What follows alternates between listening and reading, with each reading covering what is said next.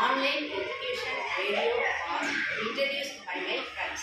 What is education? Education is learning by doing. Seeing is believing. It is two-way channel between a teacher and student. It is a continuous education process. My students are very eager to learn this online education method.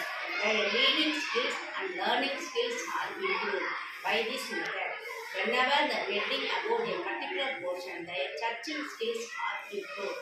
Finally, I would like to share my experience while doing this online education method.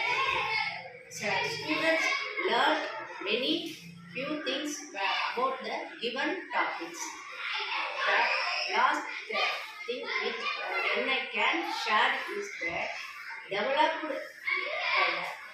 more and their reading capabilities of the Tamil and English improved. So special thanks to Karthik Raja sir. Thank you very much.